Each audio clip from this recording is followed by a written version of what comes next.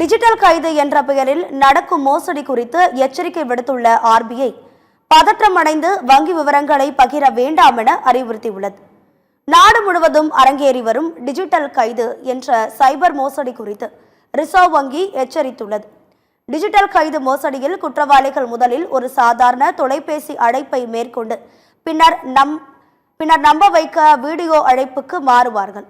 அவர்கள் தங்களை காவல்துறை, வருமான வரித்துறை, CBI, சுங்கத்துறை உள்ளிட்ட அரசு அதிகாரிகள் என்று கூறிக்கொண்டு மோசடியில் ஈடுபடுவார்கள் என எச்சரித்துள்ளது.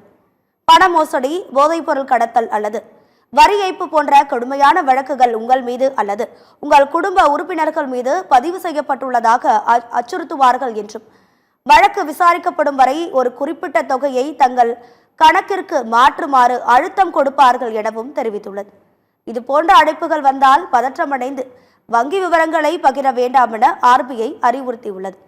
ஆதார் எண், PAN, வங்கி விவரங்கள், OTP ஆகியவற்றை பகிராதீர்கள் என்றும், தெரியாத நபர்களுடன் வீடியோ காலில் பேசுவதை தவிருங்கள் எனவும் கேட்டுக்கொண்டுள்ளது.